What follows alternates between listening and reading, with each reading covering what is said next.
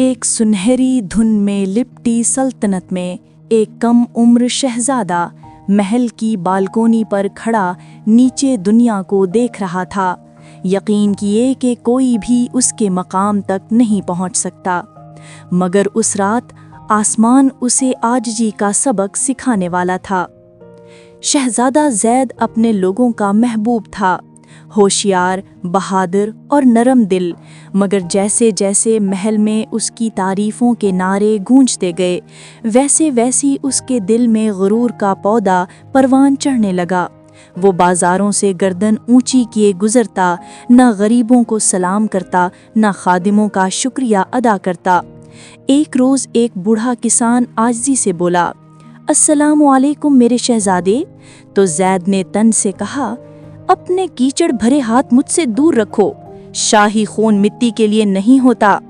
उसके दाना वालिद बादशाह रहमान ने खबरदार किया, मेरे बेटे, आजिज़ी के बगैर ताज एक दिन गिर जाएगा। ज़ैद मुस्कुराकर बोला, अब्बा जान, जो ऊंचाई के लिए पैदा हो वो कैसे गिर सकता है। उसी रात ज़ैद अपने सफ़ेद घोड़े पर सवार जंगल की राहों पर निकला। बिजली चमकी, आसमान गरजा, हवाएं गरजने लगीं। अचानक घोड़ा भिपरा, रास्ता दो हिस्सों में बट गया। एक तेज रोशनी चमकी, घोड़ा चंधिया गया और शहजादे को अंधेरे जंगल में जा गिराया। जब सुबह आंख खुली तो शहजादा जख्मी, अकेला, पुरताज से महरूम था। कपड़े फटे हुए, दरख्तों में उल्लुओं की आवाज़ें, पत्तों की सरसराहट और कहीं दूर भेड़ियों की हू। ज़ैद ने मदद के लिए पुकारा, तब उसे एक मध्यम रोशनी दिखाई दी। एक पुरानी मिट्टी की झोंपड़ी जिसकी चिमनी से धुआं उठ रहा था। अंदर एक बूढ़ा कुम्हार बैठा था, झुरीदार हाथों से चाक पर मिट्टी घुमा रहा था। उसने नरमी से कहा, अस्सलामु अलैकुम नौजवान मुसाफिर। ज़ैद सीधा होकर बोला, मैं बस रास्ता भटक गया हूँ। कुम्हार मुस्कुराया, तो बैठ जा, खाना खा, आराम कर, कल तुम मेरे साथ बर्तन बनाने में मदद करेगा, यही तेरी मेहमान नवाजी का शुक्र होगा। अगली सुबह ज़ैद ने मिट्टी गूंदने की कोशिश की, मगर वो फिसल गई, फैल गई, टूट गई। कुम्हार बोला, अपने हाथ धीरे चला, दिल को पुरसुकून कर, मिट्टी उस दिल की सुनती है जो आजिज़ हो। दिन गुजरते गए, ज़ैद सीखता रहा।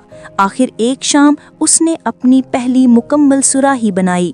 दिल नरम पड़ गया, चेहरे पर मुस्कुराहट आ गई। मगर किस्मत ने पलटा खाया। बाहर घोड़ों की टापों की गूंज सुनाई दी, शाही सिपाही झोंपड़ी में घुस आए। ये रहा गुमशुदा शहजादा, वो चिल्लाए। कुम्हार के हाथ से चाक गिर गया। ज़ैद ने नजरें झुका लीं, सिपाही झुककर सलाम करने लगे। ज़ैद ने आहिस्ता से कुम्हार से कहा, तुम जानते थे मैं कौन हूँ, है ना? कुम्हार मुस्कुराया, जानता था मेरे शहजादे, मगर यहाँ मैं चाहता था तुम देखो कि बादशाह हो या कुम्हार, सब एक ही मिट्टी से बने हैं। महल वापस पहुंचकर ज़ैद ने तख्त के सामने वही बर्तन रखा जो उसने बनाया था, ताज के बराबर।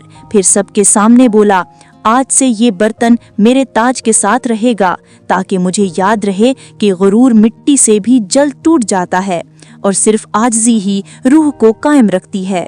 बादशाह मुस्कुराकर बोला, अब तुम ताज के सच्चे हकदार बन गए हो मेरे बेटे।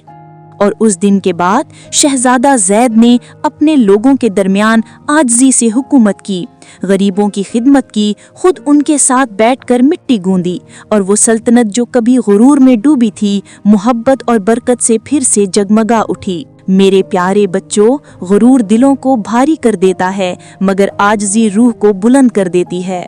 हमारे प्यारे नबी सल्लल्लाहु अलैहि वसल्लम ने फरमाया, जिसके दिल में राई के दाने के बराबर भी तकब्बुर होगा, वो जन्नत में दाखिल न होगा।